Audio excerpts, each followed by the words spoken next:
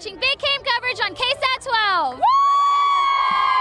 Here we go. Would this be a magical night for the Navarro Unicorns face or going up against the undefeated third-ranked Johnson Jaguars in the first round of the playoffs? It's a big game in our big game coverage. And the Jags are going to stand undefeated. They're going to have to claw their way back, down 27-6 in the second. Running back Ben McCreary bursts out of the backfield on a draw play, finds a seam right through the Unicorns defense, 45 yards to the house, and the Jags cut that lead to 14. The Unicorns answer with a goal line touchdown from Riker Purdy to push that lead back up to 21. But the Jags respond. Quarterback Cruz Kerwin rolling out to his right, fires to the end zone for Alejandro Tavares, who makes a great grab over the defender on the sideline for the 13-yard touchdown. Johnson down 34-20 at the half. The magic for the Unicorns continues. Quarterback Aiden Bauman pump fakes, then goes deep to Lance Beagley, who makes a leaping grab for the 21-yard score. It's 41-20 New Braunfels. The Jackson cut that lead down to 6, close as they could get. Look at this. The Unicorns win. Big upset here, 51-45.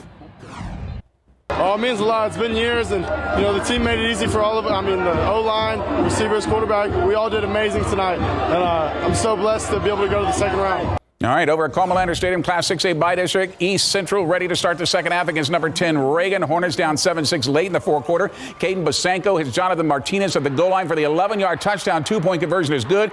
East Central leads 14-7. Rattlers going for the tie on the next drive, but Cornell George calls game with a strip sack. Sebastian Martinez recovers to see the Hornets get their first playoff win since 2012, 14-7. Loretto United has a tough assignment in the first round of the 6A playoffs, facing number 1 ranked undefeated Brennan tonight at Ferris Stadium. First quarter, the Bears special teams bites the Longhorns. They're punting from their own end zone. Dylan Avalos streaks in from the edge to block it. The Longhorns recover it. Joshua Lear strips the ball away, scores a Brennan touchdown.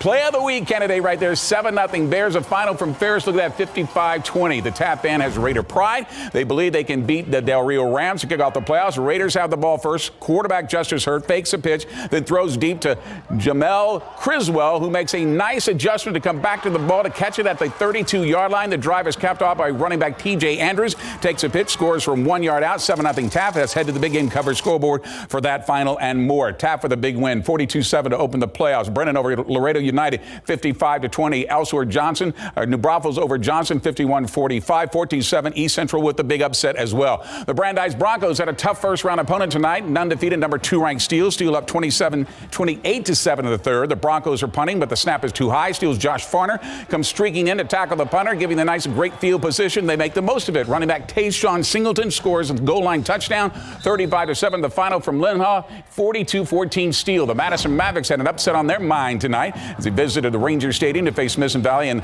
round 1 of the 6A playoffs. Already up 3-0 after a block punt. They're going to get another explosive play here. Quarterback Caden Mata with the play action pass and launches a great looking pass right down the middle of the field for Nevon Cooper, who cuts back inside and gets away from the defender and gets in the end zone for the 53-yard score, 10-0 Madison. But Smithson Valley comes back to win it 35-25. Bernie Champion quarterback Carson Kaiser warming up before the Chargers 5A playoff tilt against the Mercedes Tigers. Chargers at midfield. Handoff goes to Alex Rodriguez, who finds a hole right up the middle. Off to the races, he bounces to the outside. Looks like he's going to score, but is chased down at the 1 yard line. So the next play, quarterback Carson Kaiser takes a snap, plows ahead for the touchdown, 7-0 lead. In the final from Bernie tonight, Champion, they move on 36-29. The Alamo Heights Mules began their playoff run tonight after finishing the regular season undefeated. Their first postseason opponent, Ed Koch Elsa. Mules strike first. Quarterback James Sobey finds Michael Terry the third on an out route. Gets the Mules inside the Yellow Jackets red zone. Few plays later, running back George Flesher lowers his shoulder, powers his way in for the score. The 4-yard TD makes it 7-0. Back to the big game coverage scoreboard. See how that one turned out, 53-7. Alamo Heights is advancing.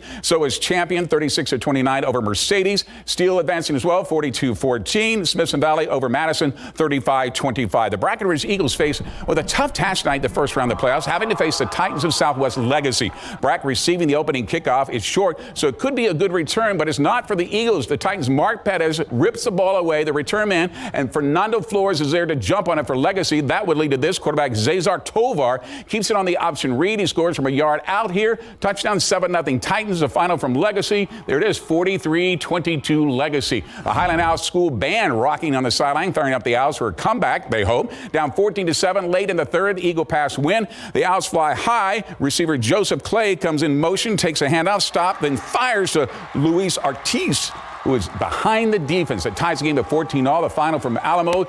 Oh, Highlands didn't do it. 20-17 win. Say hello to the young fans at Eschenberg Field in Floresville. Dahanna's taking on Woodsboro in the Class A by-district round. Fourth quarter, Cowboys ball, 3rd and 3 at the 33-yard line. Handoff goes to Luke Langfield, breaks one tackle, powers his way inside the 15 for a gain of 17. A few plays later, he breaks a plane at the goal line. 1-yard score, 37-0 lead. Let's see if that has gone final. And it has. 37-0 is the final. Divine fans trying to rally the troops as the Warhorses are down 14-7 in Eagleside in the first quarter. The Warhorses take to the air, but the pass is a little high off the fingertips of the receiver into the hands of the Mustangs, Julian Urquidez. Divine would hold them to a field goal. We're down 10 going to the second. See if the Warhorses able to pull out that 4A playoff game and check the final. Back to the big game coverage scoreboard for that one. Ingleside over Divine, 31-7. Divine's season is over. Dahanna's over Woodsboro, 37-0. Elsewhere, Southwest Legacy with a big win to advance. An Eagle Pass win ends Highland season 20-14. The Eagle has landed. Class 2A by district. Johnson City taking on Platonia.